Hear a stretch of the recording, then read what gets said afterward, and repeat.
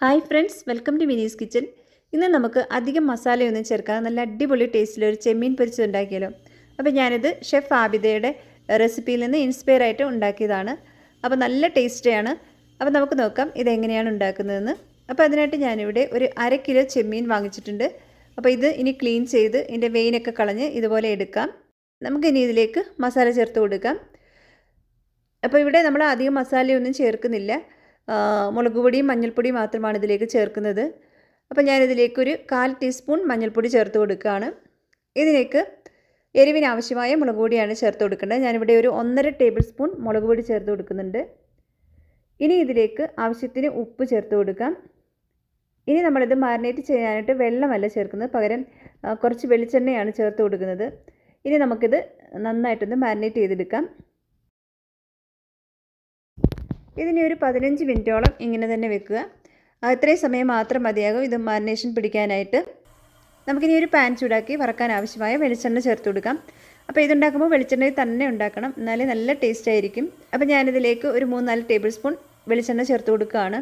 എണ്ണ ചൂടായി വരുമ്പോൾ നമുക്കിതിലേക്ക് മാരിനേറ്റ് ചെയ്ത് വെച്ചിരിക്കുന്ന കൊഞ്ചിട്ട് കൊടുക്കാം.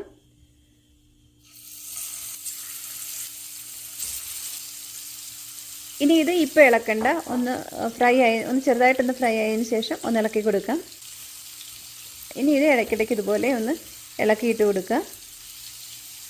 അപ്പോൾ കൊഞ്ച് പെട്ടെന്ന് തന്നെ ഫ്രൈ ആയി കിട്ടും. അപ്പോൾ ആദ്യം നമ്മൾ ഫ്രൈ ആകുമ്പോൾ കുറച്ച് വെള്ളം പോലെ വരും, അത് ഈ കൊഞ്ചിൽ നിന്ന് ഊറി വരുന്ന വെള്ളമാണ്. പക്ഷേ അത് കുറച്ച് കഴിയുമ്പോൾ അത് വറ്റിക്കോളും.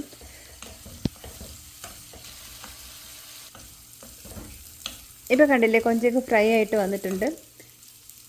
ഇനി ഇതിലേക്ക് നമുക്ക് കുറച്ച് വെളുത്തുള്ളി ചതച്ചത് ചേർത്ത് കൊടുക്കണം. ഞാനിവിടെ 1 ടേബിൾ സ്പൂൺ വെളുത്തുള്ളി ചതച്ചതാണ് ചേർത്ത് കൊടുക്കുന്നത്.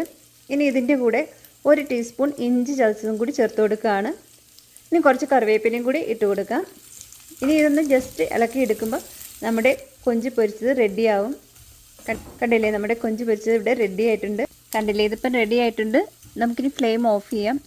നമുക്കിനി ഇതൊരു സെർവിങ് ബൗളിലേക്ക് മാറ്റാം. അപ്പോൾ നല്ല ടേസ്റ്റി ആയിട്ടുള്ള ഒരു കൊഞ്ചിൻ്റെ റെസിപ്പിയാണ്. അപ്പോൾ തീർച്ചയായിട്ടും എല്ലാവരും ഒന്ന് ട്രൈ ചെയ്ത് നോക്കുക. നിങ്ങൾക്ക് റെസിപ്പി ഇഷ്ടമായെങ്കിൽ ലൈക്ക് ചെയ്യാനും കമൻറ്റ് ചെയ്യാനും ഷെയർ ചെയ്യാനും മറക്കില്ല. അതുപോലെ ആദ്യമായിട്ടാണ് ഈ ചാനൽ കാണുന്നതെങ്കിൽ സബ്സ്ക്രൈബ് ചെയ്യാനും മറക്കില്ല. താങ്ക്